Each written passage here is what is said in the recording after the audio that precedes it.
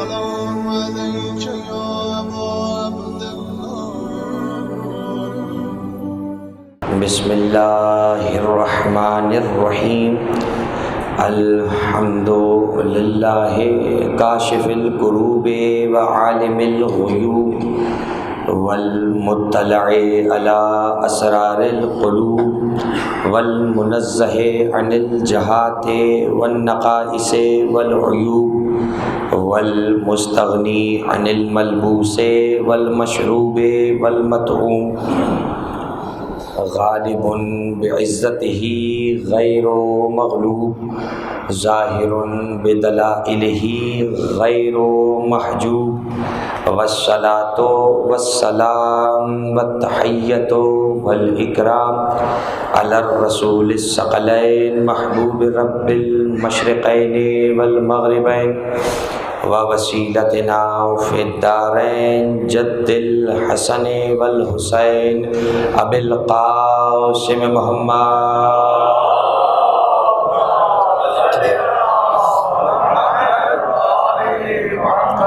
وآلہ الطیبین الطاہرین المعصومین المظلومین المنتجبین المنتخبین، ولا سیما علی بقیۃ اللہ الاعظم روحی وارواح العالمین لتراب مقدمہ الفدا.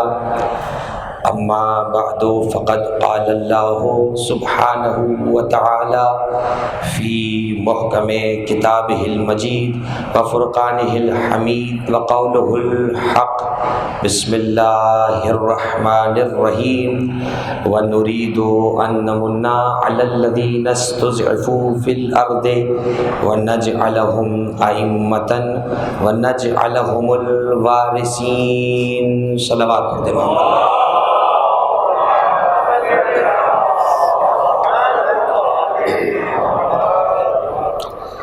ارباب اعزاء، خمسہ مجالس کے سلسلے کی یہ چوتھی مجلس اعزاء آپ حضرات بعنوان وراثت النبی سورہ قصص کی آیت نمبر 5 کے ذیل میں مسلسل سماعت فرما رہے ہیں. سورہ قصص قرآن مجید کا 28واں سورہ اور اس کی 5ویں آیت پر گفتگو کا شرف حاصل ہو رہا ہے. ارشاد احدیت ہوا وَنُرِيدُ أَن نَّمُنَّ عَلَى الَّذِينَ اسْتُضْعِفُوا فِي الْأَرْضِ. ہمارا ذاتی ارادہ یہ ہے کہ ہم زمین میں ان لوگوں پر احسان کریں جو کمزور بنا دیے گئے ہیں. وَنَجْعَلَهُمْ أَئِمَّةً، اور انہیں ہم زمین کا امام بنائیں، پیشوا بنائیں. وَنَجْعَلَهُمُ الْوَارِثِينَ، اور انہی ائمہ کو ہم زمین کا وارث قرار دیں. اس کا مطلب دو باتیں قرآن مجید کی اس آیت سے واضح ہوئی کہ اللہ امام بھی بناتا ہے اور اللہ وارث بھی بناتا ہے. بہت واضح الفاظ قرآن مجید کے. نجعلہم ائمۃ، ہم ان کمزور بنا دیے جانے والوں کو امام بھی بنائیں گے اور ہم ان کمزور کر دیے جانے والوں کو زمین کی وراثت بھی عطا کریں گے. لفظ وارث اور لفظ مالک، یہ دو لفظ ہمارے اردو میں بولے جاتے ہیں، حالانکہ یہ دونوں عربی کے لفظ ہیں. مالک اسے کہا جاتا ہے جو اپنی جائیداد کا اصلاً مالک ہو، اس کی ملک ہو، اس کی ملکیت ہو، لیکن اس کے مرنے کے بعد جب وہی جائیداد اس کی اولاد تک منتقل ہوتی ہے، اب عنوان ملکیت ہٹ جاتا ہے، عنوان وراثت آ جاتا ہے. یہ بات سب کے ذہن میں ہے. یعنی جب تک باپ زندہ ہے تو وہ جائیداد کا مالک ہے، اور جب وہ جائے گا تو جائیداد وہی رہے گی، چیزیں وہی، لیبل بدل جائے گا. اب اولاد کو بطور ملکیت نہیں ملیں گے، بطور وراثت ملے گا، اور جب ان کے پاس بطور وراثت وہ چیز آ جائے گی تو اب یہ اولاد اس کی مالک بن جائے گی. یہ بات ہو گئی یہاں تک واضح؟ یہ بالکل واضح سی بات ہے. وراثت اور ملکیت یعنی اتنا آسان فرق ہے کہ ہر ذی شعور اس کو سمجھ لے گا. اب ایک قاعدہ یہاں پر اور ہے چھوٹا سا، جو فقہ کے اندر کتاب المیراث میں ڈسکس ہوتا ہے، میراث کے چیپٹر میں ڈسکس ہوتا ہے. وہ کیا ہوتا ہے؟ اور یہ عموماً مسئلے بھی ہوتے ہیں. وہ مسئلے کیا ہوتے ہیں؟ مثلا دو بچے، ایک باپ کا دھیان بالکل نہیں رکھتا، بالکل عاجز ہے مثلاً باپ کی خدمت سے، ایک باپ کے ساتھ بہت لگاؤ رکھتا ہے۔ آپ نے دسیوں کیس ایسے سنے ہوں گے، باپ زندگی میں کیا کہتا ہے کہ تو میری اولاد ہی نہیں ہے، تو کس کام کا، میں ساری جائیداد اپنے بڑے بیٹے کے نام کر کے جا رہا ہوں۔ اور یہ شرعی مسئلہ ہے کہ باپ اگر چاہے تو زندگی میں ہبہ کے عنوان سے، تحفے کے عنوان سے جو چیز بھی چاہے اپنی جس اولاد کو دے سکتا ہے۔ کیوں؟ اس لیے کہ ابھی وراثت کا چیپٹر آیا ہی نہیں، ابھی تو مالک ہے اور ملکیت جسے بھی چاہے منتقل کی جا سکتی ہے، یہ اصول موجود ہے۔ ہاں اگر باپ مر گیا اور اس نے زندگی میں مختلف اولادوں میں چیزوں کو نہیں بانٹا تھا، اب لائق بیٹا نالائق بیٹا دونوں برابر کے حقدار ہیں وراثت کے اندر، اس لیے کہ مالک نے الگ نہیں کیا تھا۔ اسی لیے جو مسئلہ شرعی جانتے ہیں، فقہی مسائل کو جانتے ہیں، وہ چالاکی کرتے ہیں، وہ کیا کرتے ہیں، زندگی میں ہی اپنی اولاد میں تقسیم کر جاتے ہیں۔ اور وراثت کا ایک قاعدہ اور ہے کہ اگر 3 بیٹے ہیں 2 بیٹیاں ہیں تو آپ کو معلوم ہے کہ لڑکے کو دگنا ملتا ہے، لڑکی کو اس کا آدھا ملتا ہے، اور اس کی بھی شریعت میں ایک علت ہے اور فلسفہ ہے۔ چنانچہ علل الشرائع نامی کتاب شیخ صدوق نے اس کی علت کو لکھا، معصوم سے پوچھا گیا یہ کیا سبب ہے کہ مرد کو دگنا حصہ ملتا ہے وراثت میں، عورت کو 1 ملتا ہے، حالانکہ عورت معاشی طور پہ بھی کمزور ہے، ویسے بھی کمزور ہے، ہونا تو یہ چاہیے تھا مرد کو 1 دے دیا جاتا، عورت کو دگنا حصہ ہوتا۔ امام علیہ السلام نے اس شرعی مسئلے کی قلعی کو بھی کھول دیا، اس کی گرہ کو بھی کھول دیا۔ امام نے کہا ایسا ہو ہی نہیں سکتا، اگر ایسا ہو جاتا تو گویا اللہ ظلم کر رہا ہے، اس لیے کہ عورت کو میراث کا حصہ تو مل رہا ہے، لیکن جب یہ کسی مرد سے عقد کرتی ہے تو اسے حق مہر کی صورت میں رقم مل جاتی ہے، جبکہ مرد کو جتنی بار نکاح کرنا پڑتا ہے اسے عورت کو اتنی بار حق مہر دینا پڑتا ہے۔ تو امام نے کہا نہ عورت کے ساتھ زیادتی ہے نہ مرد کے ساتھ یہاں زیادتی ہے۔ آپ دیکھ لیجئے ایک عورت اگر طلاق لے کر جا رہی ہے، اب وہ الگ بات ہے، خود سے طلاق لے رہی ہے تو خلا معاف، اس کو خلا مہر معاف کرنا پڑے گا، اور اگر شوہر طلاق دے رہا ہے تو اسے مہر دینا پڑتا ہے۔ اب سمجھنے والی بات یہاں پر صرف یہ ہے کہ زندگی کے اندر باپ جس طرح سے چاہے بانٹ کے جا سکتا ہے، کیونکہ وراثت کا عنوان ابھی آیا ہی نہیں، وراثت کا چیپٹر آتا ہے مرنے کے بعد۔ فدق کے بارے میں ہمارا نظریہ کیا ہے؟ زندگی میں رسول اللہ نے بیٹی کو ہبہ کر دیا تھا، تحفہ کہہ کر دے دیا تھا۔ اب آپ کے اس جھوٹ کو مان بھی لیں کہ انبیاء وارث نہیں بناتے تو بے وقوف، فدق وراثت تھا ہی نہیں، فدق تو تحفہ تھا، تحفہ امت کا کہاں سے ہو سکتا ہے؟ فدق وراثت ہے ہی نہیں، فدق تو تحفہ کہہ کر دیا تھا۔ اور یہ کہاں سے لکھا ہوا آگے کتاب میں کہ تحفہ بھی امت کا ہوتا ہے؟ اگرچہ یہی حدیث غلط ہے کہ ہم نوارث بناتے ہیں، نوارث بنتے ہیں۔ انشاءاللہ آج اور کل کی گفتگو میں پورے موضوع کو جب ختم کریں گے تو ہم قرآنی آیات پیش کریں گے تاکہ اس بات کو ثابت کر دیا جائے کہ انبیاء وارث بناتے بھی ہیں، وارث بنتے بھی ہیں۔ ٹھیک ہے، اب یہاں وراثت کے معاملے میں یہ بات سمجھ میں آ گئی آپ کو۔ جب بھی کسی کو کسی کا وارث کہا جائے گا، اس کا مطلب اس کے اس مال کا مالک کوئی اور ہے، یہ وارث بنا ہے۔ ٹھیک ہے، ہماری گفتگو چل رہی ہے مسلسل وراثت النبی پر کہ نبی کی وراثت کیا کیا ہے اور نبی کی ان چیزوں کا وارث کون کون ہے، اور آج اور کل کی گفتگو میں وہ چیزیں بھی آ جائیں گی۔ سورہ قصص کی آیت کا آخری لفظ کیا ہے؟ وَنَجْعَلَهُمُ الْوَارِثِينَ، ہم انہی اماموں کو زمین کا وارث بنائیں گے۔ اب اگر آپ کو یہ سمجھنا ہو قرآن میں ہی رہتے ہوئے کہ اللہ کنہیں وارث بنائے گا، تو پھر کل کی طرح سے مسئلہ حل کر لیجئے، یہاں سے لفظ وارث اٹھائیے اور پورے قرآن میں وراثت کی آیتوں کو تلاش کر لیجئے، جہاں جہاں وہ کسی کو وارث بنانے کی بات کر رہا ہو اس آیت کو اس آیت سے ملا لیجئے۔ ٹھیک ہے بات۔ سورہ قصص 28واں سورہ 5ویں آیت، اللہ کہہ رہا ہے کہ ہم زمین کا وارث ائمہ کو بنا دیں گے۔ اب مجھے کیسے سمجھ میں آئے کہ وہ ائمہ ہیں کون؟ میں تو نام لوں گا اپنوں کا، قرآن کس کی بات کر رہا ہے؟ سورہ انبیاء قرآن مجید کا 21واں سورہ ہے، اس 21ویں سورے کی ایک آیت ہدیہ کر رہا ہوں اپنے موضوع سے متصل ہوتے ہوئے اور اس کو آگے بڑھاتے ہوئے۔ سورہ انبیاء 21واں سورہ، اللہ نے قرآن میں ارشاد فرمایا وَلَقَدْ كَتَبْنَا فِي الزُّبُورِ مِن بَعْدِ الذِّكْرِ أَنَّ الْأَرْضَ يَرِثُهَا عِبَادِيَ الصَّالِحُونَ، ہم نے توریت کے بعد زبور میں بھی اس بات کو لکھ دیا ہے کہ ہماری زمین کے وارث صالح بندے بنیں گے، فاسقوں کو ہم زمین کا وارث نہیں بننے دیں گے۔ ٹھیک ہے، یہ آیت قرآن مجید کی سورہ انبیاء 21واں سورہ، ہم نے زبور میں توریت کے بعد لکھ دیا ہے ان الارض یرثھا، وارث کا لفظ ہے یرثھا عبادی الصالحون. ہم تو طے کر چکے ہیں توریت میں، زبور میں اور قرآن میں بھی ہم نے طے کر دیا کہ ہماری زمین کے وارث صالح بندے بنیں گے.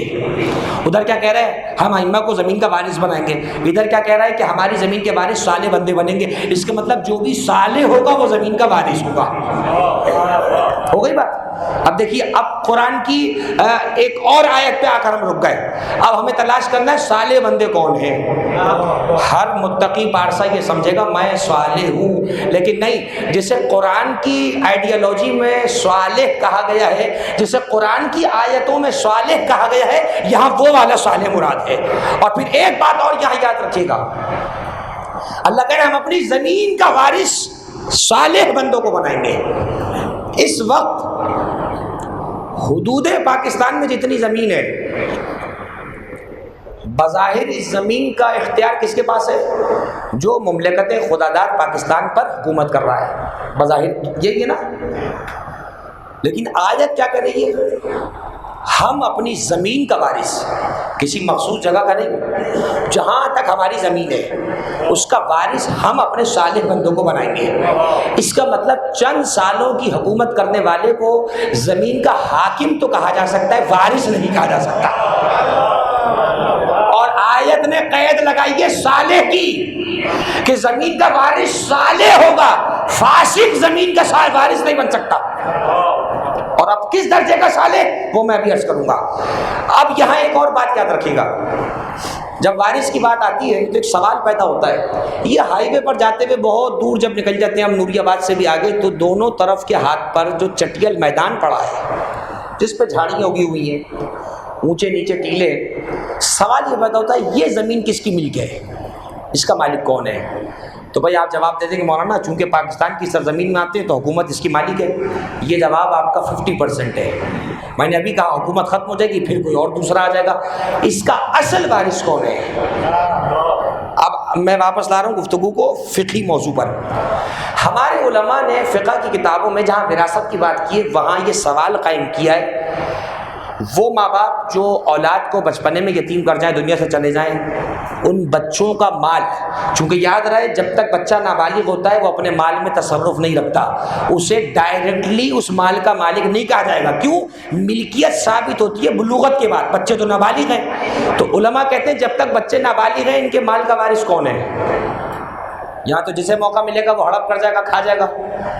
تو اب ان کے مال کا وارث کوئی ایسا ہو جو یتیموں کا مال نہ کھاتا ہو. ہماری فقہ کی کتابوں میں ایک قاعدہ موجود ہے، اور کتاب میراث ہماری لمع دمشقیہ جسے پڑھنے کے بعد آدمی مومم ہوتا ہے، امامہ پہنتا ہے، اور ثقۃ الاسلام کا اس کو ٹائٹل دیا جاتا ہے لمع دمشقیہ کتاب میراث. اس میں میراث کا چیپٹر ہے. ایک قاعدہ ہے ہمارے یہاں فقہ کے اندر میراث کے چیپٹر میں، اور وہ قاعدہ بڑا پیارا ہے تو فقہی قاعدہ، لیکن آپ کو داد دینے کا دل چاہے گا اس کے اوپر کیونکہ بات ہی ایسی ہے.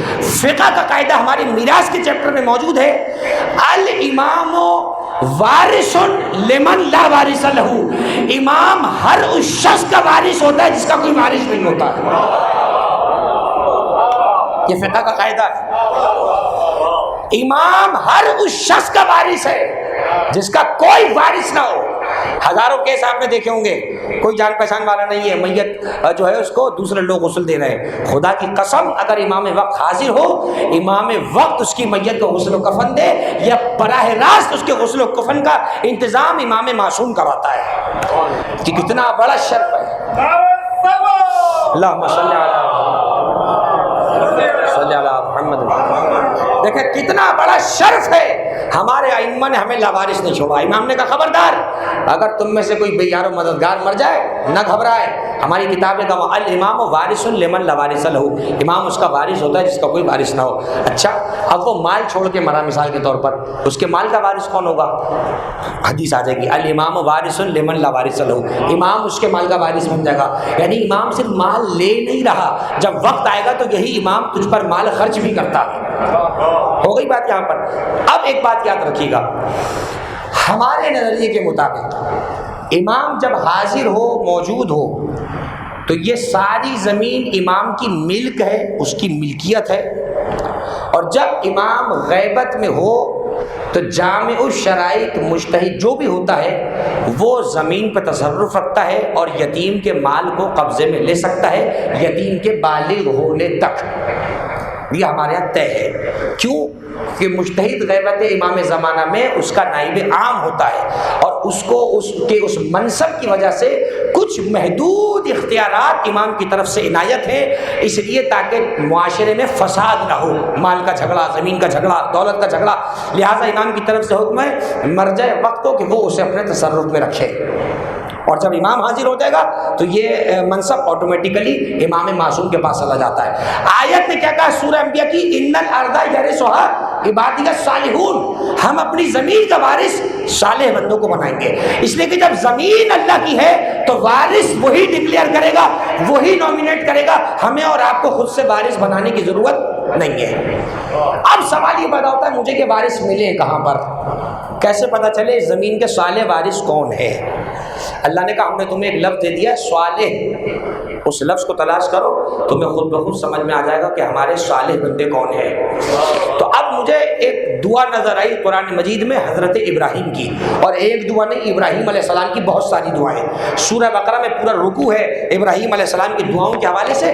حضرت ابراہیم جب خانہ کعبہ کی دیواروں کو بلند کر رہے تھے قرآن نے اس دعا کو لکھا، وَإِذْ يَرْفَعُ إِبْرَاهِيمُ الْقَوَاعِدَ مِنَ الْبَيْتِ وَإِسْمَاعِيلُ رَبَّنَا تَقَبَّلْ مِنَّا إِنَّكَ أَنْتَ السَّمِيعُ الْعَلِيمُ رَبَّنَا أَرِنَا مَنَاسِكَنَا وَتُبْ عَلَيْنَا إِنَّكَ أَنْتَ التَّوَّابُ الرَّحِيمُ رَبَّنَا وَاجْعَلْنَا مُسْلِمَيْنِ لَكَ وَمِنْ ذُرِّيَّتِنَا أُمَّةً مُسْلِمَةً لَكَ. یہ ساری ابراہیم علیہ السلام کی دعائیں. اور اب انہی دعاؤں میں سے ایک دعا جس آیت سے مجھے اپنے اس موضوع میں کام لینا ہے، ابراہیم علیہ السلام نے ایک مرتبہ دعا کے لیے ہاتھ اٹھائے، کہا رب ہب لی حکمن والحقنی بالصالحین، اے اللہ مجھے حکمت بھی عطا کر اور مجھے صالحین کے ساتھ ملا دے. توجہ فرمائیے گا، توجہ فرمائیے گا.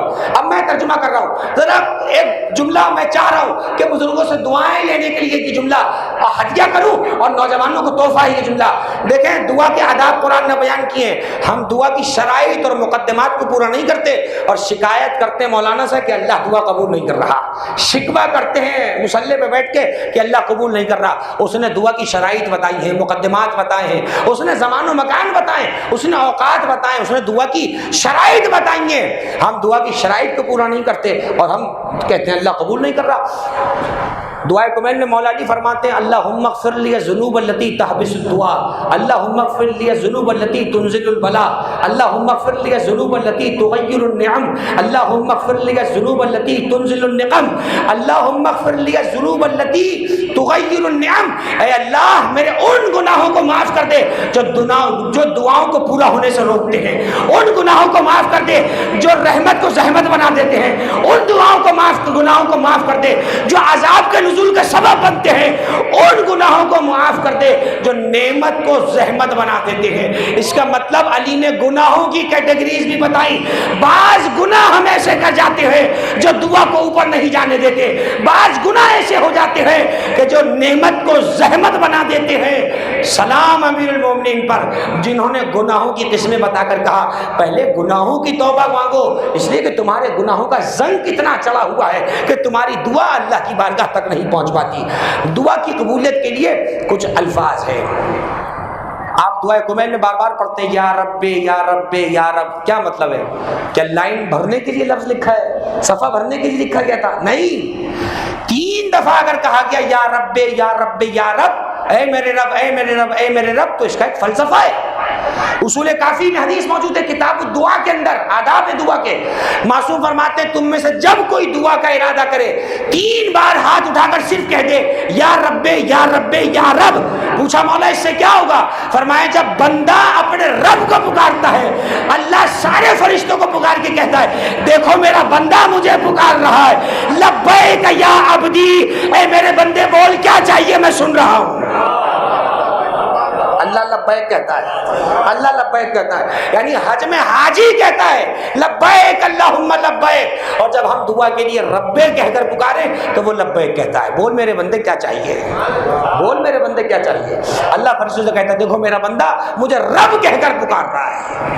یہ بات ہو گئی. اور یہ بھی یاد رہے، رزق کی دعا کر رہے ہیں، طریقہ ہی نہیں معلوم مانگنا کیسے۔ معصوم فرماتے ہیں جب رزق کی دعا کر رہے ہو تو اسے اس کی صفت رزاقیت سے پکارو، اسے خوشی ہوتی ہے، کہو یا اللہ ہو یا رزاق ہو، یا اللہ ہو یا رزاق ہو۔ اولاد کی دعا کر رہے ہو، کہو یا اللہ ہو یا خالق ہو، یا اللہ ہو یا خالق ہو۔ دشمن کو نیست و نابود کرنے کی دعا ہے، یا اللہ ہو یا قاہر ہو، یا اللہ ہو یا قاہر ہو۔ علم کی دعا ہے، یا اللہ ہو یا علیم ہو، یا اللہ ہو یا علیم ہو۔ اور اگر بلندی کی دعا چاہتے ہو، کہو یا اللہ ہو یا علی ہو، یا اللہ ہو یا علی ہو، کیونکہ وہ اپنے کو جب بلند ظاہر کرتا ہے یا علی کہتا ہے یا عظیم کہتا ہے، اس کو یہ دو نام بڑے پسند ہیں۔ توجہ فرمائیے آپ بھائی، اللہ ویسے تو اس کی ذات ہی بلند ہے، لیکن جب وہ اپنے کو مزید بلند کرنا چاہتا ہے، بلند بتاتا ہے، تو کہتا ہے علی اور عظیم۔ یہ میں نہیں کہہ رہا، آیت الکرسی کی آخری آیت وَلَا يَؤُودُهُ حِفْظُهُمَا وَهُوَ الْعَلِيُّ الْعَظِيمُ۔ اللہ کہتا ہے کہ اسے نہ اونگ آتی ہے، اسے نہ نیند آتی ہے، اور وہ بہت بلند ہے اور عظیم ہے، یعنی وہ جو سب سے بلند ہے۔ جب اپنے کو بلند بتاتا ہے تو کہتا ہے علی، اور جب علی کو مزید بلند بتائے تو کہتا ہے میں عظیم ہوں۔ اب کتنی عجیب بات ہے، ایک محفل میں کہیں نشست ہو رہی، وہاں قراء موجود تھے، قاری قرآن موجود تھے، ایک بچہ قرات کر کے اترا، اس نے قرات کے آخر میں کہا صدق اللہ العلی العظیم۔ تو اسی رو میں کچھ لوگ بیٹھے ہوئے تھے، تو ایک نے دوسرے سے پوچھا کہ اللہ یہ بچہ کیا شیعہ ہے؟ تو میں نے ان کو انٹرپٹ کیا، میں نے ان کی قطع کلامی کی، میں نے کہا کیوں بھائی ایسا کیوں لگا آپ کو؟ کہنے لگے وہ اہل تشیع کی عادت ہے، وَهُوَ الْعَلِيُّ الْعَظِيمُ۔ میں نے کہا جھوٹ کہہ رہے ہیں آپ، یہ ہماری عادت نہیں ہے، اللہ کی عادت ہے۔ وہ کہتا ہے قرآن میں وَهُوَ الْعَلِيُّ الْعَظِيمُ۔ ہمارا قصور یہ ہے ہم قرآن پورا پڑھتے ہیں، اب میں کیا کروں؟ دشمنان علی کے ذہن میں علی اتنا بیٹھ چکا ہے، ہم اسے بھی پکارے تب بھی نجف والا یاد آتا، ہم اسے بھی پکار رہے ہو انہیں تب بھی نجف والا نہیں یاد آتا۔ بھائی قرآن کا سورہ بچے نے ختم کیا، بیچارے نے کہہ دیا صدق اللہ العلی العظیم، تو وہ اس کی بچی کی نیت میں کیا شک کریں گے آپ بھائی؟ وہ کہہ رہا ہے سچ کہا میرے اس اللہ نے جو علی العظیم ہے، یہ ترجمہ ہے صدق اللہ العظیم کا نہیں، وہ لفظ علی کیوں آ گیا؟ تو کہتے ہیں صدق اللہ العظیم، آیت کھا جاتے ہیں وہاں پر، اسے آیت کھانا کہتے ہیں، پوری آیت ہے وَهُوَ الْعَلِيُّ الْعَظِيمُ، میں علی بھی ہوں عظیم بھی ہوں۔ عزیزان گرامی، علی کی اس سے بڑی بلندی کیا ہے کہ جتنا علی کے قریب ہوتے جاؤ اتنا خدا کا قرب نصیب ہو جاتا ہے، اتنا خدا کا قرب نصیب ہوتا ہے، خدا کا قرب اسے ملتا ہے جو اہل بیت کے قرب میں آ جاتا ہے، جو ان کے قریب آ جاتا ہے۔ جو ان سے دور ہے انہیں نہ خدا کل ملا تھا نہ قیامت تک مل سکتا ہے۔ اس لیے کہ شاعر نے 4 مصرے کہے تھے وابستہ شہر علم کے در سے نہیں ہو تم، اہل نظر میں اہل نظر سے نہیں ہو تم کو خدا کا گھر ملے تو کس طرح ملے، واقف ابھی رسول کے گھر سے نہیں ہو تم۔ تمہیں تو ابھی رسول کا گھر سمجھ میں نہیں آیا میرے بھائی، اللہ کا گھر تو بڑی دور کی بات ہے، تم تو ابھی رسول کے گھر تک نہیں پہنچ پائے۔ تو اب اللہ نے کیا کہا، ہم اپنی زمین کا وارث صالح بندوں کو بنائیں گے۔ تو ابراہیم علیہ السلام نے دیکھے دعا کے طریقے بتائے، رب کیا مطلب، اے میرے رب، یہ سب میں تھا ربی، یا کو گرا دیا گیا، اس یا کی جگہ پر زیر لگا دیا نیچے، اور یہ زیر بتا رہا ہے کہ یہاں سے یا کو گرایا گیا، یہ اس کی ترکیب ہے۔ یہ اصل میں تھا یا ربی یا ربی یا ربی، چونکہ عرب کو بولنے میں یا جو ہے کسرہ جو ہے زیر جو ہے وہ بھاری لگتا ہے، تو انہوں نے اپنی زبان کو آسان کرنے کے لیے ربی کو ربے کر دیا ہے، یا ربے یا ربے یا رب۔ ابراہیم کہہ رہے ہیں رب حب لی حکمن، اے پروردگار مجھے حکمت عطا کر دے۔ حب کا معنی جانتے ہیں دے دے، رب حب لی حکمن، پروردگار مجھے حکمت عطا فرما۔ اور دوسری دعا کیا مانگی ابراہیم نے، وہ الحقنی بالصالحین، مجھے صالحین کے ساتھ ملحق کر دے۔ اب دیکھیں یہ بھی بڑی پرانی اردو کا لفظ ہے، اور اردو کا تو نہیں، اصل تو عربی کا ہے، الحاق عربی کا لفظ ہے، جب بھی قرآن میں آیا الحقنی بالصالحین، مجھے صالحین کے ساتھ ملا دے۔ اچھا صالحین اور صالحون ایک ہی بات ہے، وہاں چونکہ صالحون رفع کی حالت میں ہے، پیش کی صورت میں ہے تو صالحون پڑھا ہے، یہاں صالحین حالت کسرہ میں ہے، جری حالت میں ہے تو صالحین پڑھا ہے، ترجمہ دونوں کا وہی ہے، یعنی صالح بندے۔ اب مجھے کیسے پتا چلے کہ وہ وارث کسے بناتا ہے؟ اس نے کہا دیکھو میں زمین کا وارث صالح بندوں کو بناؤں گا۔ پروردگار صالح کون ہے؟ کہا دیکھو ابراہیم کیا مانگ رہے ہیں۔ اب جب میں نے دیکھا تو ابراہیم کہہ رہے تھے رب حبلی حکمن والحقنی بالصالحین، پروردگار مجھے صالحین سے ملا دے۔ اب ایک لفظ کی طرف توجہ چاہوں گا، 5 فروری کو کیا ہوتا ہے؟ کشمیر ڈے۔ اب آپ سے زیادہ کون بتائے گا کشمیر ڈے؟ پورا دن سو کے گزرتا ہے اور شام کو ایک جھوٹا بیان کشمیر والوں کے لیے دے دیتے ہیں اور کشمیر ڈے پورا ہو گیا۔ یعنی صبح سے شام تک سو، 6 بجے اٹھ کے خبریں دیکھو اور ہو گیا کشمیر ڈے۔ تو 5 فروری کیا کہلایا؟ کشمیر ڈے۔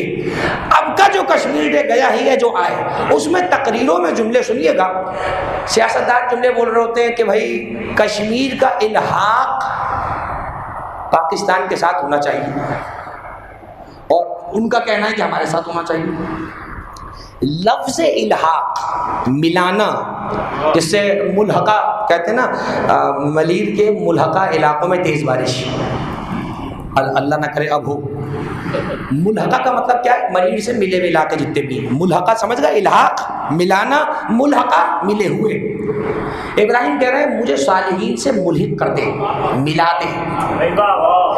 یہ الحاق کا لفظ پتہ ہے کہاں بولا جاتا ہے؟ آپ نے بہت سی یونیورسٹیز کالج کو بھی دیکھا ہوگا، مثلا لکھا ہوتا ہے وفاقی اردو یونیورسٹی سے الحاق شدہ، یعنی چھوٹا سا ادارہ تھا، چھوٹی یونیورسٹی بڑی یونیورسٹی سے ملا دیا۔ لفظ الحاق ٹیکنیکلی طور پر، عربی طور پر، صحیح طور پر بولا ہی وہاں جاتا ہے جہاں چھوٹے کو بڑے سے ملانے کی بات ہو۔ توجہ رہے، جہاں چھوٹے کو بڑے سے ملانے کی بات ہو وہاں بولا جاتا ہے الحاق۔ کشمیر ہے چھوٹا، پاکستان ہے بڑا، تو بات ہوتی ہے کہ کشمیر کو پاکستان سے ملایا جائے۔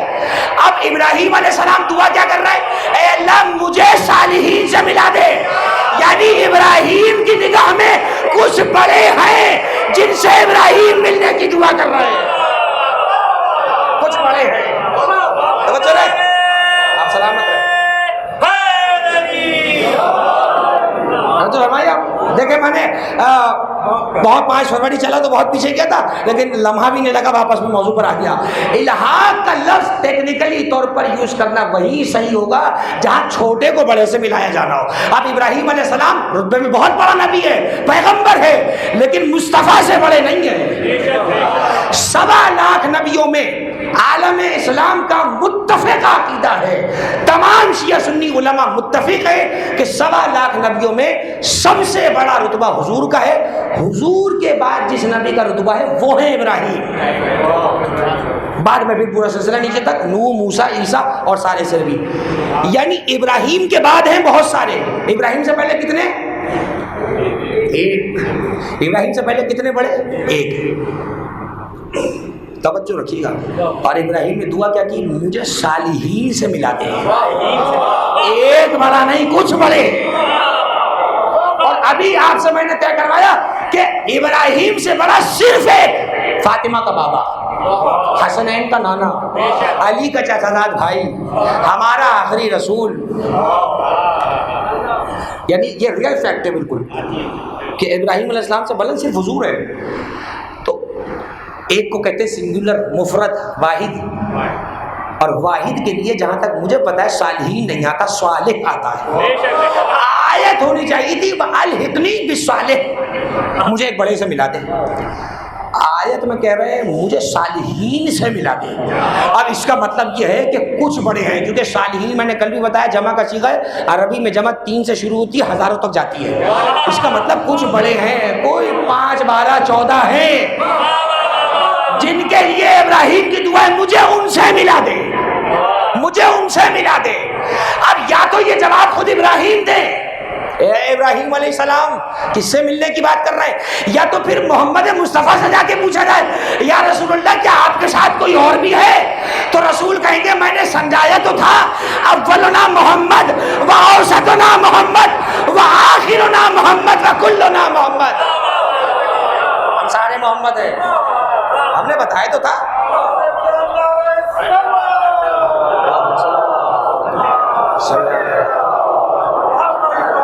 توجہ فرمائیے آپ. کیا کہا ابراہیم علیہ السلام نے؟ رب حبلی حکمن والحقنی بالصالحین. اے پروردگار مجھے حکمت عطا کر دے والحقنی بالصالحین، اور اے اللہ مجھے صالحین سے ملا دے.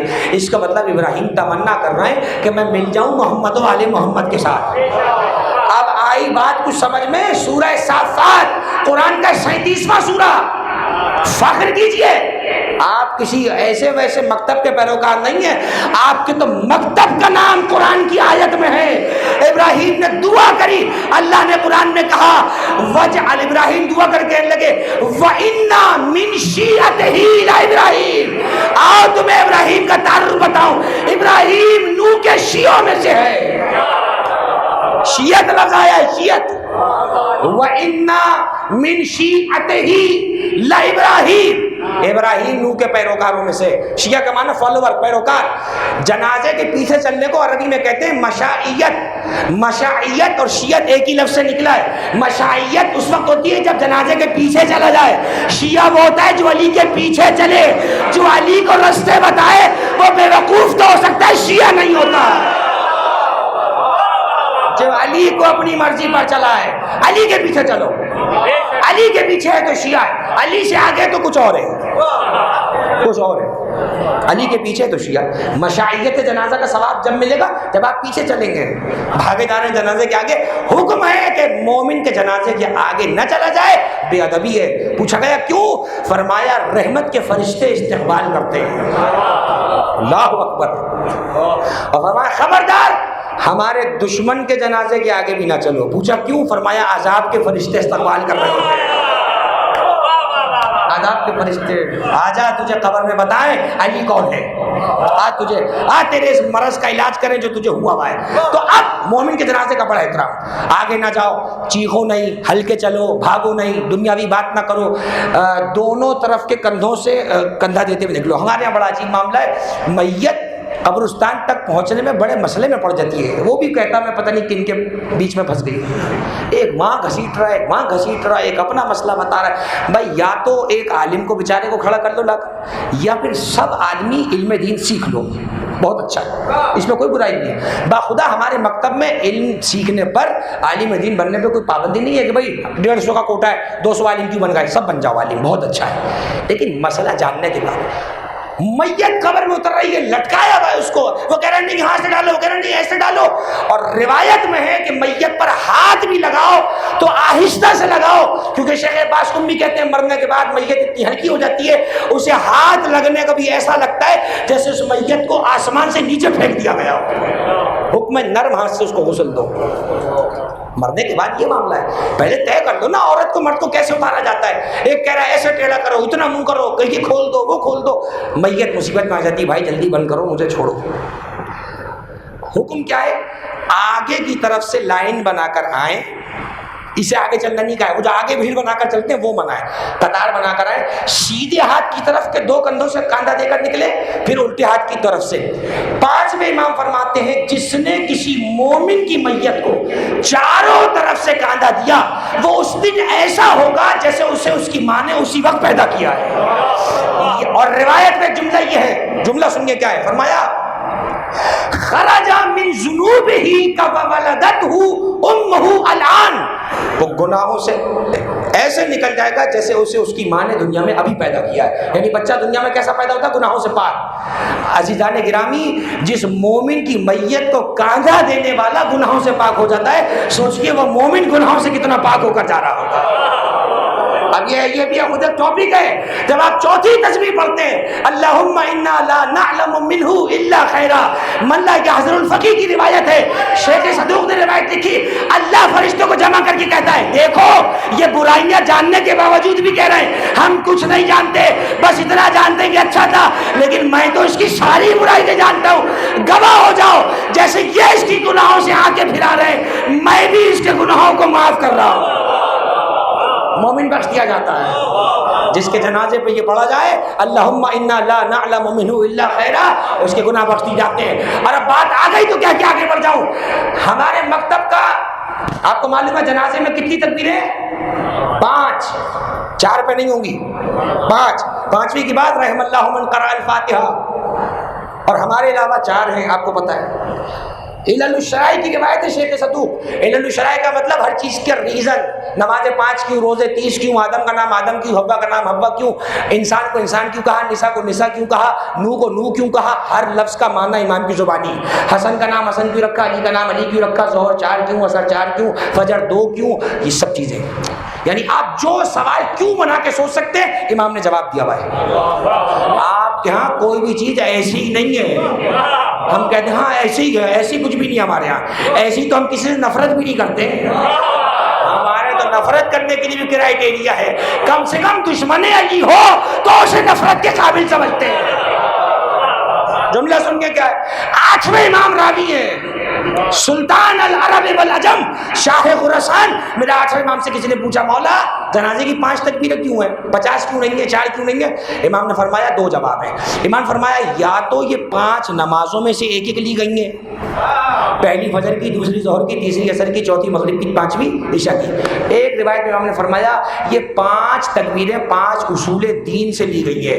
پہلی تکبیر بتاتی ہے کہ نماز کا ماننے والا تھا, دوسری بتاتی ہے روزے کا ماننے والا تھا, تیسری بتاتی ہے حج کا ماننے والا تھا, چوتھی بتاتی ہے زکوٰۃ کا ماننے والا تھا, اور 5ویں مہر لگاتی ہے کہ ہماری ولایت ماننے والا تھا. بس فرمایا جہاں 5ویں ہاتھ اٹھے وہاں دعا کرنا, ورنہ سائڈ سے نکل جانا. منع ہے, فقہی مسئلہ ہے. 4 کے بعد دعا نہیں ہے, بس نکلنے والی کرو وہاں سے. 5 کے بعد دعا کرو. مومن کا جنازہ ہے, مرنے کے بعد بھی مہر لگتی ہے علی کے نام سے. 5 تکبیریں. کیوں؟ ہمارے حدیث موجود ہے ہر کتاب میں, بنی الاسلام علی 5. اسلام اسٹینڈ کرتا ہے 5 پلرز پر. پوچھا گیا کیا؟ الصلاۃ والزکاۃ والصوم والحج والولایۃ لنا اہل البیت. 5 چیزوں پہ اسلام کھڑا ہے, نماز, روزہ, حج, زکوٰۃ, ہماری محبت. اور اس کے بعد کا جملہ سنے جو روایت کا ہے, کسی مجتہد نے اضافہ نہیں کیا, کسی مولوی نے نہیں لگایا, کسی خطیب کا جملہ نہیں, امام کا جملہ ہے. فرمایا ان 5 عقیدوں میں 4 میں کمی بیشی ہے, 5ویں میں کمی نہیں ہے. وہ کیا ہے, وہ کیا ہے, وہ بھی سنیے.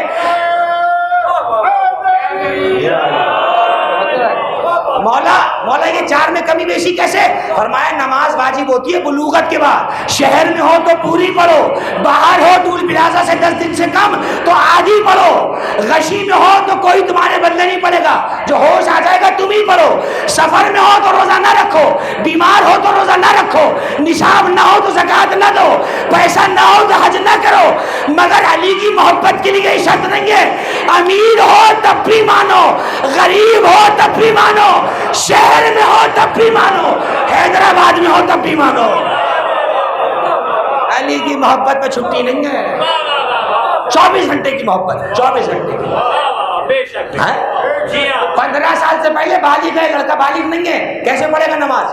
علماء کہتے ہیں اس پہ تکلیف ہی نہیں ہے. لڑکی چاند کے حوالے سے 9 سال سے پہلے کیسے پڑھ سکتی ہے؟ رکھا ہی نہیں اللہ نے اس کے اوپر. لیکن ولایت کا معاملہ ایسا نہیں ہے کہ 9 سال سے پہلے تم اس کو سمجھاؤ بیٹی جس کو چاہے مرضی مان, خبردار.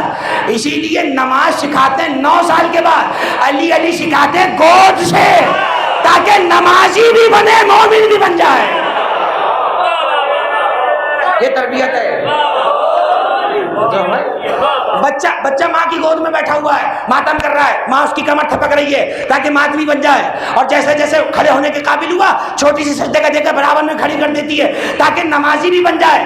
اس لیے کہ دونوں راستے حسین تک جاتے ہیں, چاہے مسجد کا راستہ ہو یا امام بارگاہ کا راستہ ہو, کوئی راستہ بھی نہیں چھوڑنا ہے. دونوں راستوں سے حسین ملے گا. بلکہ جملہ بڑھ کے کہوں, اگر حسین کے بغیر اللہ کے پاس گئے تو اللہ مارے گا, اور اللہ کے بغیر حسین کے پاس گئے تو حسین قبول نہیں کریں گے. بیلنس رکھیے. اور آج کے زمانے میں اگر پہچاننا ہو فسادی کو, فتنہ گر کو, شرری کو, عقیدہ گردی کرنے والے کو, دہشت گردی تو بہت سن لیا آپ نے, عقیدہ گردی کرنے والے کو پہچاننا ہو, بس کرائٹیریا یہی ہے, جو دونوں جگہوں میں سے کسی ایک سے بھی کھینچے اس کا مطلب عقیدہ گردی کر رہا ہے, اور جو دونوں کا مضبوط کر کے بتائے وہی سیدھے راستے پر چلا رہا ہے. آ جائیے واپس آیت کی طرف. کیا کہا ابراہیم نے؟ بس آخری جملہ ہے, رب حبلی حکمن والحقنی بالصالحین, اے پروردگار مجھے صالحین سے ملا دے. صالحین ایک نہیں کئی. اور میں نے سورہ صافات 37 سورہ کی آیت پڑھی, ابراہیم علیہ السلام کے جلد قرآن نے کہا وَإِنَّ مِن شِيعَتِهِ لَإِبْرَاهِيمَ, ابراہیم نوح کے شیعوں میں سے ہے. اب آیت تو آ گئی, اب کچھ کرنا تو ہے نا اس آیت کا, آگے پیچھے کریں کیا. کہنے لگے بھائی اس سے مراد وہ تھوڑی ہے یہاں پر جو وہ لوگ سمجھتے ہیں. تو میں نے کہا بھائی پھر آپ سمجھا دیجئے مراد کیا ہے. دیکھیں دو کام ہیں, یا تو جو ہم سمجھا رہے ہیں وہ سمجھ لیں, یا پھر اپنی ہمیں سمجھا دیں. تیسرا تو راستہ کوئی نہیں نا. آپ ہمیں سمجھا دیں کہ ابراہیم کو شیعہ کیوں کہا. میری بحث تو یہ ہے, مجھے صرف اتنا معلوم ہے اگر لفظ شیعہ قابل مذمت ہوتا تو ابراہیم کو بولا نہ جاتا. بس مجھے اتنا معلوم ہے. ہمیں اتنا پتا ہے اگر لفظ شیعہ کا قد چھوٹا ہوتا تو ابراہیم جیسا نبی جو مصطفیٰ کے بعد سب سے بڑا ہے اسے شیعہ نہ بولا جاتا. ہو گئی بات. اب بتاؤں شیعہ کا کرائٹیریا کیا ہے, ناراض نہیں ہو جائیے گا. شیعہ کا کرائٹیریا کیا ہے, خدا کی قسم فخر کریں, نہج البلاغہ میں میرے مولا فرماتے ہیں وہ قوم ہلاک ہو جاتی ہے جو اپنے آپ کو نہیں پہچان پاتی. ذرا قد پہچانے, ہم کس قدر بلند قد کے مالک ہیں. آیت نے کہا ابراہیم نوح کے شیعہ, روایت نے کہا سلمان علی کے شیعہ. اب آئے سمجھ میں شیعہ کرائٹیریا, شیعہ زیادہ سے زیادہ ہو تو نبی بنتا ہے, کم سے کم ہو تو سلمان بنتا ہے. بس یہ ہے. شیعہ زیادہ سے زیادہ کوئی بننا چاہتا ہے تو نبی بن سکتا ہے, ممکن نہیں ہے. نبی جیسا مقام نہیں پا سکتا. کم سے کم کیا ہونا چاہیے, سلمان. یہاں تو سلمان بننا بڑا مشکل لگ رہا ہے. سلمان علی کے پیچھے چلنے والے کو کہتے ہیں, علی کو رستہ بتانے والے کو سلمان نہیں کہتے. جنہیں زمین کی وراثت عطا ہوئی وہ اللہ کے صالح بنتے. بس دو جملے اور اس کے بعد گفتگو تمام. یہ دو آیتیں میں نے وراثت کی سنائی, دو آیتیں سورہ حدید اور سورہ آل عمران سے اور سن لیجیے. لفظ میراث آپ کا سنا ہوا لفظ ہے, وہی وراثت سے نکلا ہے. میراث چھوڑی ہوئی چیز. اس زمین و آسمان میں جو کچھ بھی ہے, اچھا جو کچھ کا مطلب پتہ ہے کیا ہے, جو کچھ, یہ سب پانی, حجر, شجر, جن, فرشتے, ملک, پھل, پھول, پودے, جو کچھ بھی دنیا میں ایگزسٹ کرتا ہے, جو کچھ بھی ہے, یعنی جس چیز کو بھی ہے کہا جائے, وہ سب ہے زمین و آسمان میں. اور اب آیت سنیں کیا ہے, سورہ حدید اور سورہ آل عمران دونوں جگہ پر یہ لفظ ہیں. اللہ کہتا ہے وَلِلَّهِ مِيرَاثُ السَّمَاوَاتِ وَالْأَرْضِ, زمین و آسمان کی میراث اللہ ہی کے لیے ہے. کتنی خطرناک آیت ہے. یعنی میری 3 دن کی تقریروں پہ پانی پھر سکتا ہے اگر یہ آیت نہ سمجھاؤں میں. یعنی 3 دن سے میں زور لگا رہا ہوں کہ جو اللہ کا ہے وہ آل محمد کا ہے. اور آیت کیا کہہ رہی ہے, للہ میراث السماوات والارض, زمین و آسمان کی میراث یعنی جو کچھ بھی ہے وہ اللہ ہی کے لیے. اللہ ہی کے لیے کا ترجمہ میں نے جان کے کیا ہے. میں اگر کہوں زمین و آسمان کی میراث اللہ کے لیے ہے تو اس کا مطلب سمجھ میں آ رہا ہے کہ اللہ کے لیے بھی ہے, کسی اور کے لیے بھی ہے. معنی بن سکتا ہے. جیسے الحمدللہ رب العالمین, ہم عام ترجمہ کرتے ہیں تمام تعریفیں اللہ کے لیے. باریک اعتبار سے یہ ترجمہ صحیح نہیں ہے. ترجمہ ہے تمام تعریفیں اللہ ہی کے لیے. جب اللہ ہی کے لیے کہہ دیا اس کا مطلب یہ ہے کسی کے لیے بھی نہیں. جو تعریف ہے, جو حمد ہے, جو ثنا ہے, جو پارسائی ہے, جو بزرگی ہے, جو اچھے الفاظ ہیں, سب اللہ کے لیے. اچھا سننے میں تو بڑا عجیب لگ رہا ہے. بھائی ساری تعریفیں اگر اللہ کے لیے تو رسول کی تعریف کا کیا کریں گے, اہل بیت کی تعریف کا کیا کریں گے. تو قرآن پکار کے کہے گا نادان, ان کی تعریف اللہ کی تعریف سے جدا نہیں ہے. ان کی تعریف کرو گے اسی کا چرچا بلند ہوگا.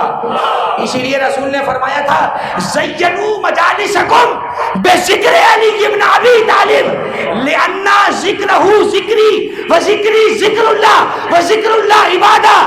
اپنی مجلسوں کو سجاؤ میرے بھائی علی کے ذکر سے.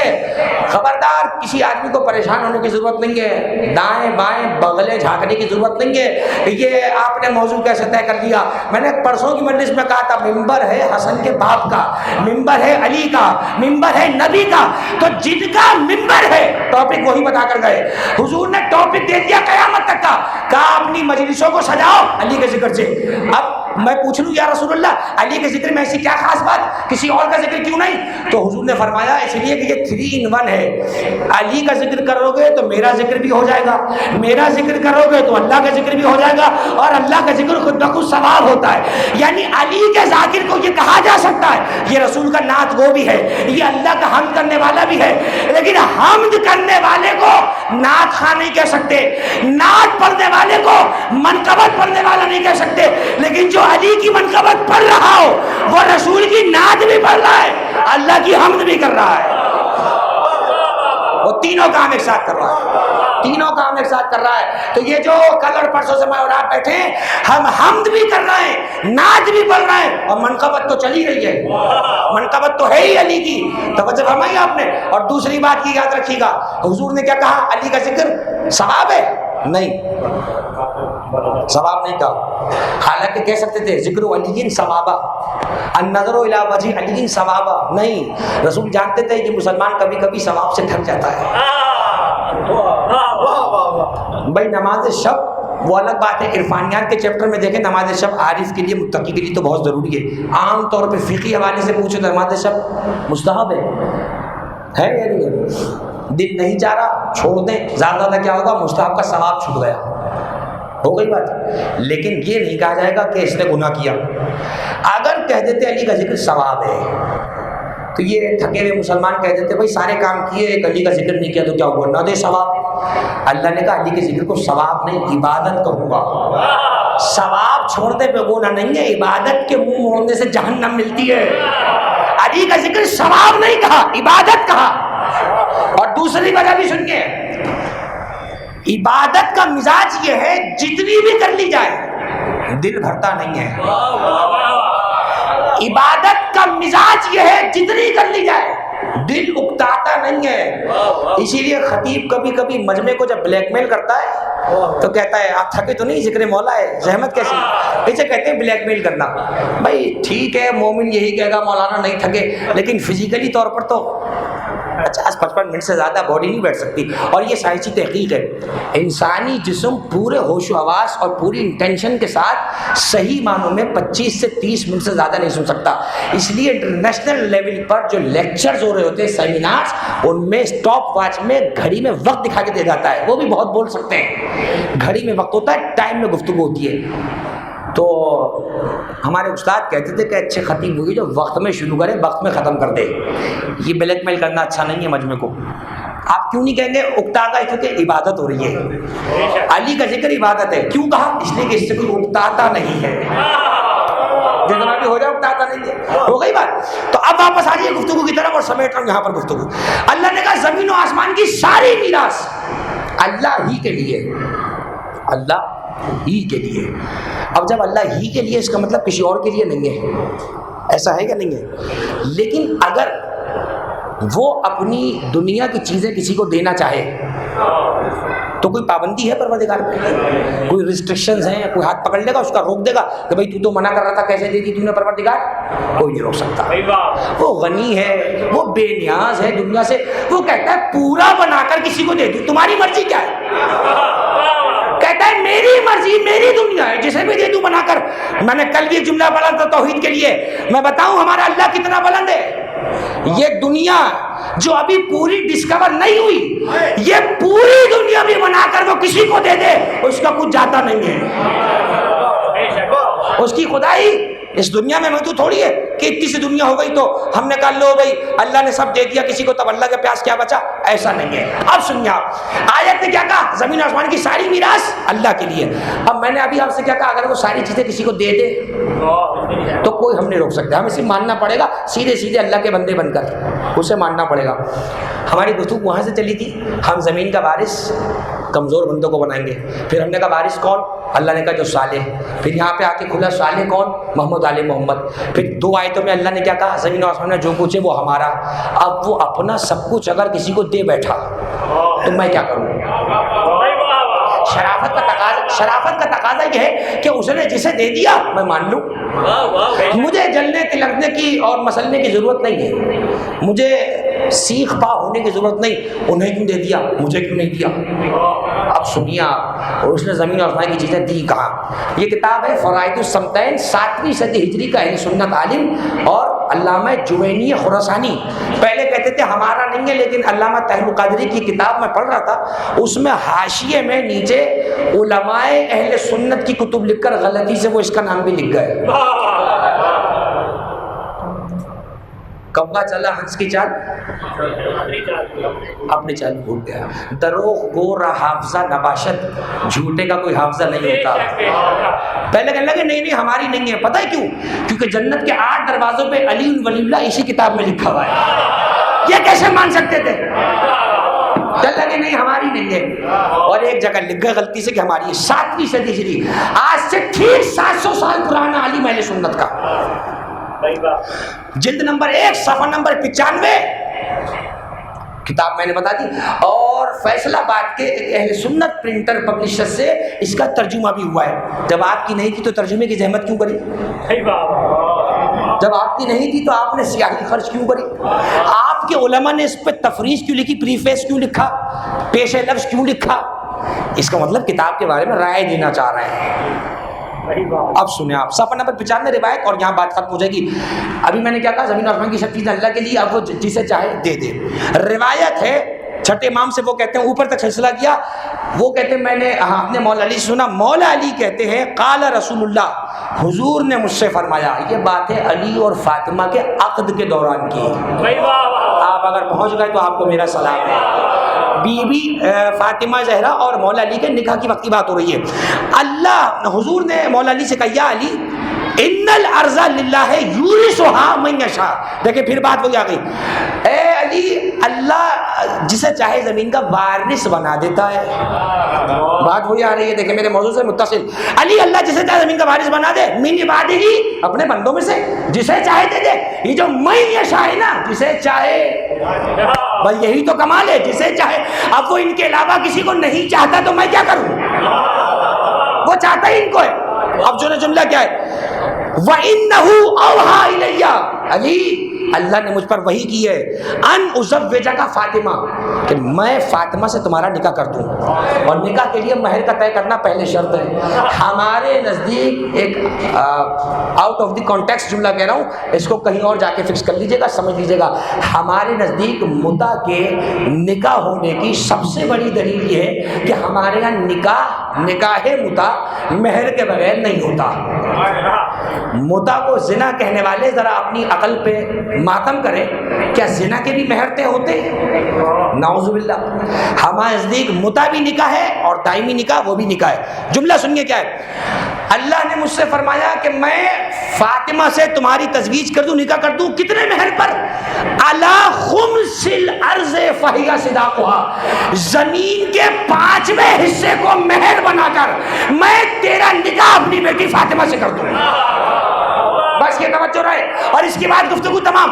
خمس کہتے ہیں 100 کا 20%، یعنی 100 روپے اگر کسی کے پاس ہے تو 5% کتنا بنا؟ 20 روپے.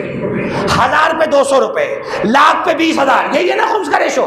کیا کہا اللہ نے؟ روایت ہماری نہیں ہے، عالم بھی آپ کا، کتاب بھی آپ کی، جلد بھی آپ کی، صفحہ بھی آپ کا، سیاہی بھی آپ کی، راوی بھی آپ کے. بات ہماری ہے، بات ہمارے مولا کی ہے. زمین کا پانچواں حصہ، 5ویں حصے کا مطلب پتہ کیا ہوا؟ یہاں سے لے کے دروازے تک اگر 100 قدم ہے، ان 100 قدم میں جتنے 20 ٹکڑوں پر میں نے قدم رکھا وہ 20 جگہ کے ٹکڑے فاطمہ زہرا کے ہیں. اب ذرا پوری زمین کو جوڑ لیجئے، پوری زمین کا جو 5% بنے گا وہ فاطمہ زہرا کا ہے. اگلا جملہ سنیں کیا ہے آگے. بات یہاں ختم نہیں ہوئی. فمن مشا علی الارض، مشا کوئی مشی سے نکلا ہے چلنا. فمن مشا علی الارض وہو لکم مبغض، بس اب جو بھی زمین میں چلے گا اور تم میں سے اگر کسی سے بغض رکھے گا، فالارض حرام علیہ ان یمشی علیہا، زمین کہتی ہے خبردار تجھ پر حرام ہے، میرے اوپر مت چل، ہٹ جا میرے اوپر سے، میرے اوپر سے ہٹ جا، مت چل میرے اوپر، کہیں اور جا. زمین کہتی ہے ہٹ جا میرے اوپر سے، حرام ہے تجھے میرے اوپر چلنا. اب آئیے مجھے معاف کر دیں, فضائل کے ساتھ توضیح مسائل بھی چل رہی ہے, یہ بھی مجلس کا کمال ہے. توضیح مسائل اور فضائل بہت مشکل ہے, یہ کمبینیشن بڑا مشکل ہے, کیونکہ مسائل خشک ہوتے ہیں لیکن وہ ذکر ہی کیا جس میں مسائل اور فضائل ساتھ نہ ہو. توضیح مسائل میں نماز کے چیپٹر میں لکھا ہے ہمارے نزدیک غصبی زمین پر نماز باطل ہے. غصبی نمی زمین پر نماز باطل ہے. علماء شیعہ کا متفقہ فتویٰ ہے, وہ زمین جہاں مالک کی اجازت نہ ہو نماز جائز نہیں. نماز اللہ کا کام ہے بھائی, آپ کوئی کھیتی باڑی تو نہیں کر رہے ہیں, آپ اسے کہتے ہیں بھائی ہوتے رہو ناراض, نماز پڑھ رہا ہوں, اللہ کہے گا میں قبول ہی نہیں کروں گا, اس لیے کہ جس کی زمین ہے اس سے تو پوچھو. اب میں نے ابھی کہا زمین کے مالک دو قسم کے, ایک فلاں صاحب جنہوں نے زمین خریدی, اور زمین پوری زمین کے مالک کون, یہ.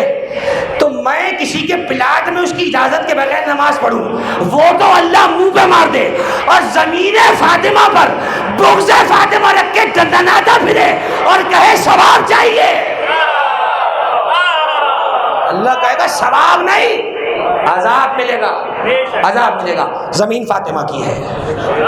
یہ تو میں نے ایک روایت سنائی علماء اہل سنت کی, 25 روایتیں شیعہ کتابوں کی ہیں, وہ مہر بیان کر دوں تو دل منہ کو آ جائے لوگوں کا, پاگل ہو جائیں. یہ کیا کہہ دیا شیعہ نے, یہی برداشت کر لیجیے, وہ ہوتے ہیں. ہمارے یہاں تو روایت میں ہے اللہ نے پورے زمین و آسمان کو اور جو کچھ زمینوں اور آسمانوں میں ہے قیامت تک کے لیے فاطمہ کا مہر بنا دیا ہے. ہمارے یہاں تو یہ روایت ہے. ایک روایت میں ہمارے لیے ہے کہ 7 سمندر کا جو پانی ہے وہ فاطمہ زہرا کا مہر. ایک روایت میں ہے زمین کا جو نمک ہے وہ فاطمہ زہرا کا مہر. بھائی مجھے کچھ نہیں پتا مہر کتنا ہے, بس اتنا پتا ہے جو فاطمہ کے باپ کا تھا وہ سب فاطمہ کا ہے. جاؤ طے کر لو رسول کا کیا کیا تھا, بنا لو فہرست بیٹھ کے رسول کا کیا کیا تھا. جو رب کا تھا وہ مصطفیٰ کا تھا, جو مصطفیٰ کا تھا وہ فاطمہ کا تھا. ایک ہی بیٹی تھی, سب کچھ دے دیا. ایک ہی بیٹی تھی تو باپ تو لاڈ ہوتا نا, سب دے دیا. کہا بیٹی جو ہمارا ہے وہ تیرا ہے. اللہ اکبر. بی بی فاطمہ سلام اللہ علیہا پر آواز بلند صلی اللہم صلی محمد توجہ ہماری. جو کچھ زمین و آسمان میں فاطمہ کا ہے. کیا نتیجہ ہوا 4 مجلسوں کا؟ زمین و آسمان کے وارث کون ہے؟ جنہیں دے دیا انہیں, وہی تو وارث ہے. بھائی میرا اور آپ کا مہر تو نمک پانی نہیں رکھا گیا نا, ہمارا تو 1.5-2 لاکھ جس پہ اتراتے ہیں اور دھمکیاں دیتے ہیں بیوی کو, ان کا تو سب کچھ ہے.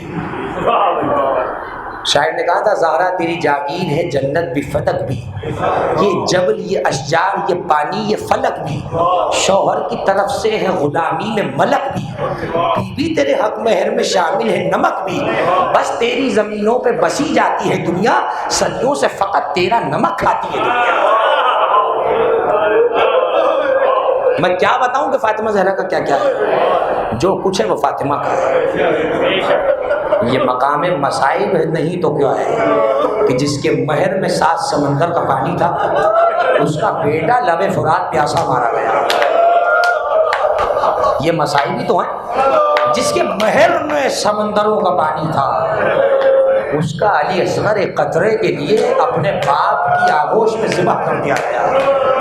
اجرکم اللہ. خدا آپ کو کوئی غم نہ دے سوائے غم حسین کے. یہ مجلسیں, یہ عزا خانے, یہ ممبر آباد رہیں, یہ علم کے مدرسے آباد رہیں, بزرگان کا سایہ ہو, نوجوانوں کی حفاظت ہو, مجلس کی حفاظت کیجیے. بار بار ایک نصیحت کر رہا ہوں اپنے دوستوں کو, اپنے بڑوں سے تو میں دعائیں لیتا ہوں, مجلس کی حفاظت کیجیے. یہ مجلس ہے تو آپ اور میں ہیں. سب کچھ دینے کے بعد اہل بیت نے ہم سے صرف اشک مانگے ہیں, کچھ آنسو ہمیں دے دو جو ہمارے سے. عزیزان گرامی, جس کی ماں کے مہر میں کائنات کا سب کچھ تھا, اسے تشنا دہن لب فرات کا کسی اللہ پر کیا جملہ کہہ رہے تھے, انہوں نے جملہ کہا کیف تتعرفت السیدہ زینب نعشا اخیہا. آخر زینب نے اپنے بھائی کی لاش کو پہچانا کیسے؟ سب نہیں تھا, لاشا اس قدر خستہ تھا کہ کوئی علامت نہ تھی کہ بھائی کو پہچانتی. جملہ سنیں گے کیا ہے, کہتے ہیں جب اس کا رویدہ لاشے کے قریب گئی تو تعجب کے ساتھ لاشے سے بہن کو دیکھ کر آواز آئی, حل انتی اختی زینب, کیا آپ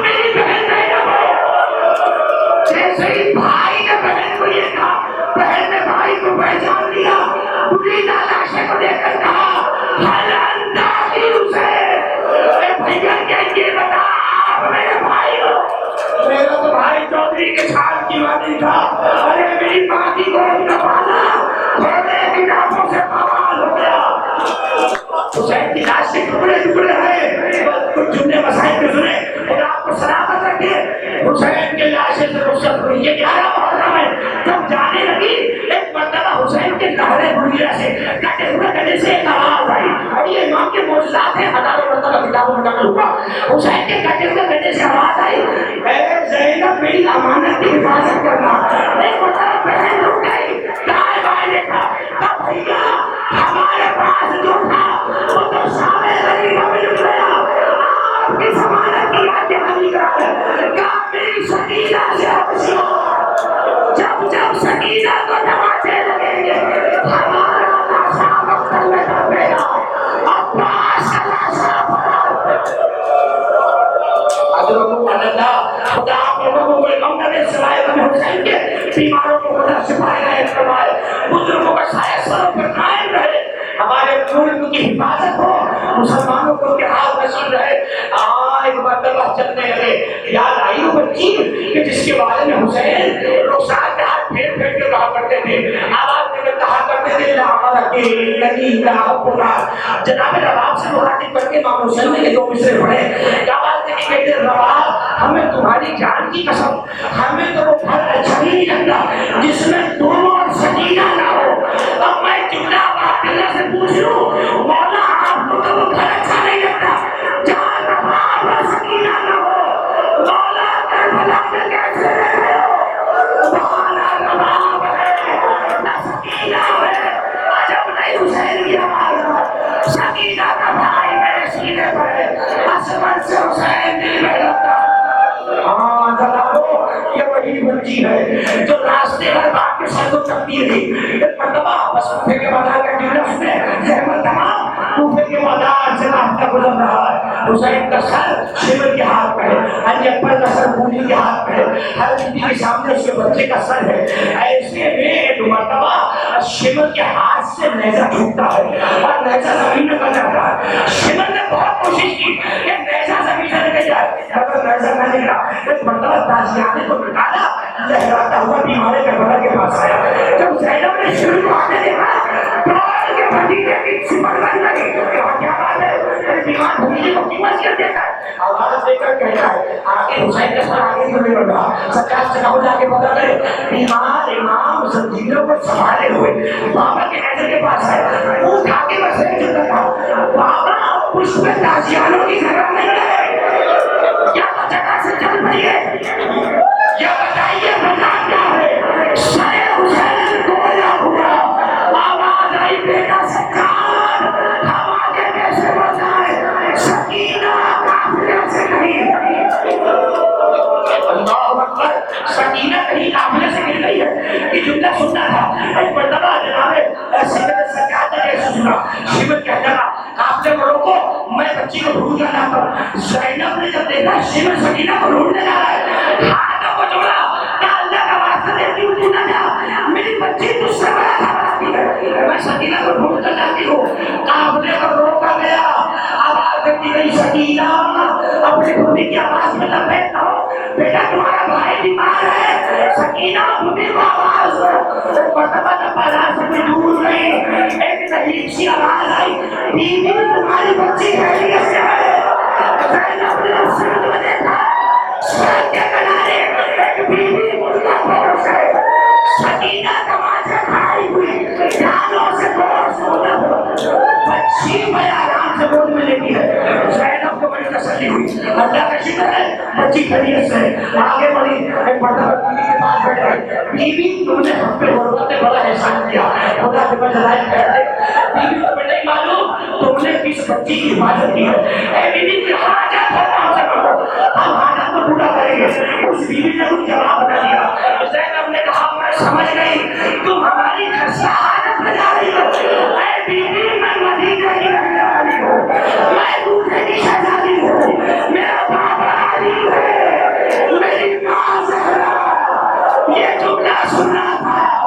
بیوی نے کہا بنا دیا زینب اب مت نہیں مر جانا. زینب نے ماں کو دیکھا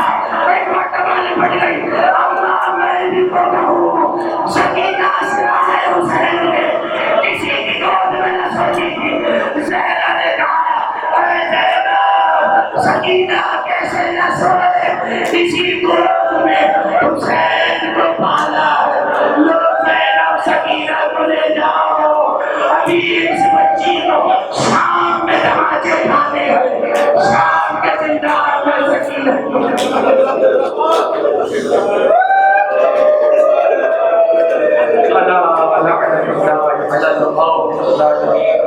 وسيعلم الذين ظلموا أي منقلب ينقلبون